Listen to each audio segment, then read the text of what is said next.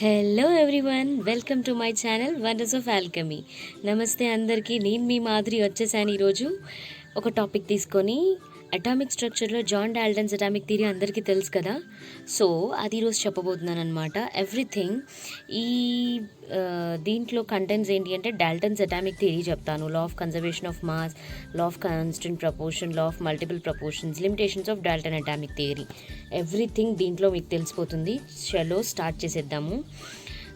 Previous వీడియోలో నేను మీకు ఏం చెప్పాను, కెమిస్ట్రీ అంటే ఏంటి, స్టడీ ఆఫ్ మ్యాటర్ అని చెప్పాను. అసలు ఈ మ్యాటర్ దేంతో ప్రిపేర్ అవుతుంది, ఈ మ్యాటర్లో ఏముంటాయి, ఇలాంటివి ఈరోజు డిస్కస్ చేసుకుందాం. Matter is made up of small particles called atoms అనమాట.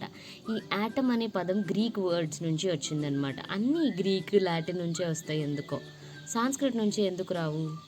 సో ఈసారి మనం ఏదైనా కనిపెడితే సాంస్క్రిట్ నుంచి పెడదాం పేరు.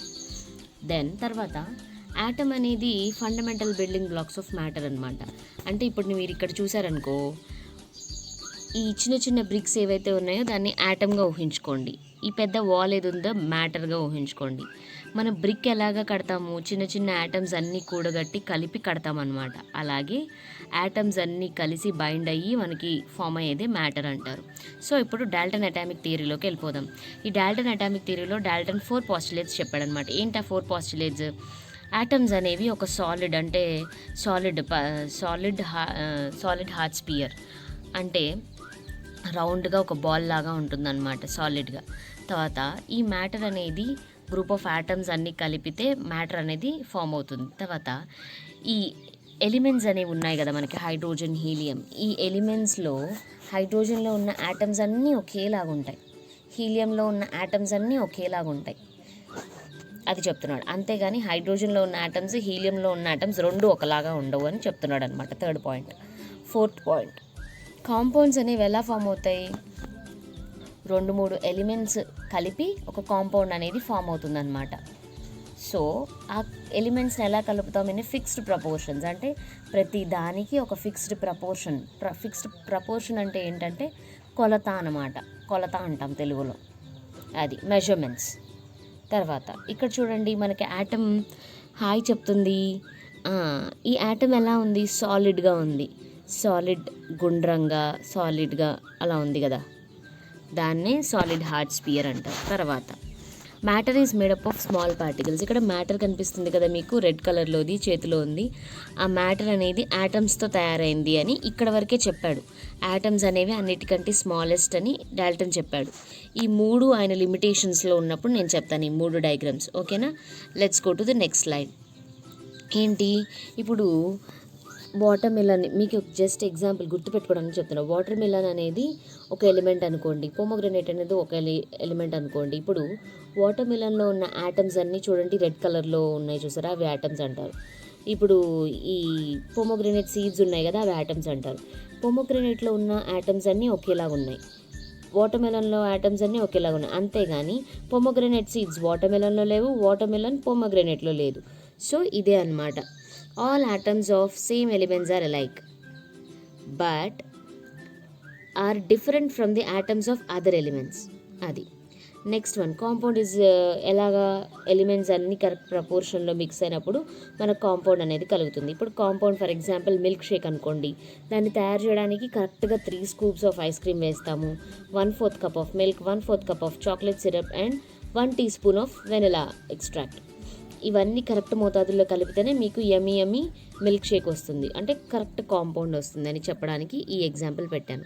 తర్వాత లా ఆఫ్ కన్జర్వేషన్ ఆఫ్ మాస్. ఈ 3 లాస్ ఏవైతే నేను చెప్పబోతున్నానో అవి మన డాల్టన్ పాస్టులేట్స్ అన్నిటినీ ఒప్పుకొని ఉంటాయన్నమాట, అంటే పాస్ అవుతాయి. ఆ పాస్టులేట్స్ అన్నీ టిక్ కొట్టేయచ్చు మనం.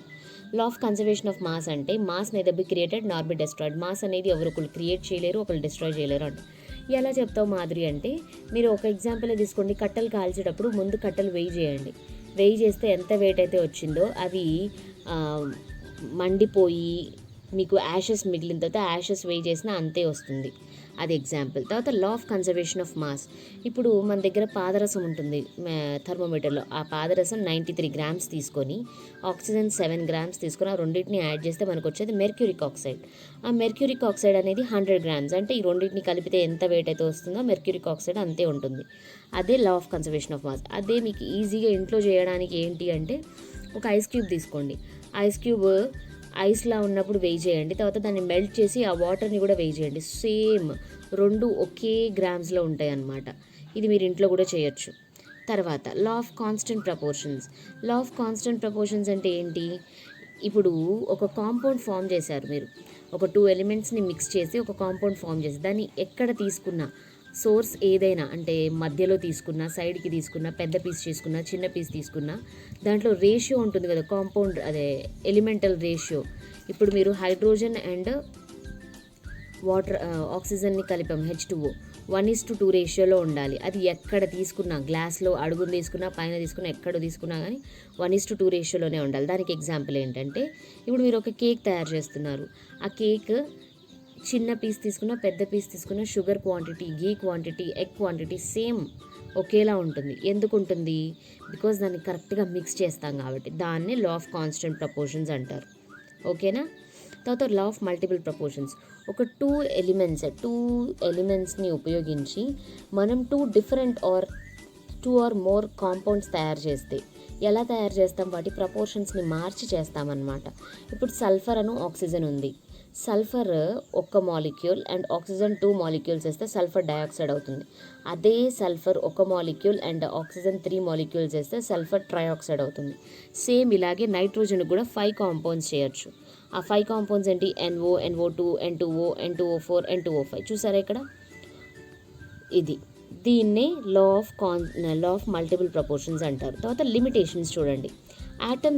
ఇప్పుడు లిమిటేషన్స్ అంటే ఏంటి? ఫస్ట్ డాల్టన్ ఏం చెప్పాడు? యాటమ్ అనేది అన్నిటికంటే స్మాలెస్ట్ యూనిట్, దాన్ని డివైడ్ చేయలేము, దాన్ని బ్రేక్ చేయలేము అని. కాకపోతే మీరు ఇందాక చూసిన దాంట్లో మీ అందరికీ తెలుసు యాటమ్ లోపల ఏముంటాయి? సబ్ అటామిక్ పార్టికల్స్ అనేవి ఉంటాయి. సబ్ అటామిక్ పార్టికల్స్, యాటంలో ఉండే వాటిని సబ్ అటామిక్ పార్టికల్స్ అంటారు. ఏంటవి? ఎలక్ట్రాన్స్, న్యూక్లియస్లో ఏముంటాయి? Protons, neutrons. మళ్ళీ ఆ ప్రోటాన్స్, న్యూట్రాన్స్ ఎలా ఫామ్ అవుతాయి? క్వాక్స్ అనే దాంతో ఫామ్ అవుతాయి. క్వాక్స్ అనేవి కూడా ఒక చిన్నవి, దాంట్లో మళ్ళీ సబ్. ఇలా వీటిలో ఏంటి సబ్ అని ఇంకా మన సైంటిస్ట్ ఎక్స్పెరిమెంట్స్ చేస్తూనే ఉన్నారు అవి కనుక్కోవడానికి. సో డాల్టన్స్ ఫస్ట్ లా తప్పైపోయింది. తర్వాత సెకండ్ లా కరెక్టే. మ్యాటర్ అనేది యాటమ్స్తో ఫామ్ అవుతుంది, అది కరెక్టే. థర్డ్ లా ఏంటి? ఒక ఎలిమెంట్లో ఉన్న యాటమ్స్ అన్నీ ఒకేలాగా ఉంటాయన్న. కాకపోతే ఒక ఎలిమెంట్లో ఉన్న యాటమ్స్ అన్నీ ఒకేలాగా ఉండవు.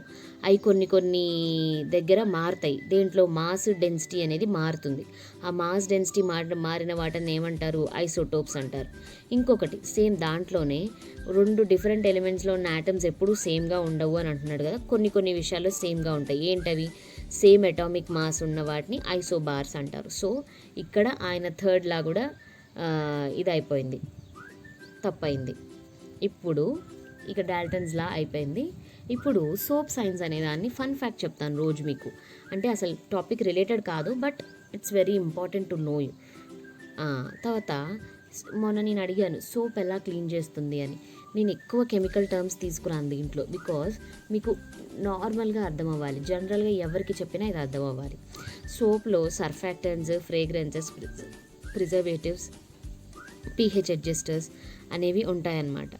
అవి అన్నిట్లో ఉండాల్సినవి. ఈ సర్ఫాక్టెంట్స్ ఏం చేస్తాయంటే, సర్ఫాక్టెంట్స్కి వై షేప్లో ఉంటాయి అనుకోండి సర్ఫాక్టెంట్స్. ఆ వై షేప్లో ఒక ఎండ్ ఏమో డర్ట్ జర్మ్స్ని పట్టుకుంటాయి.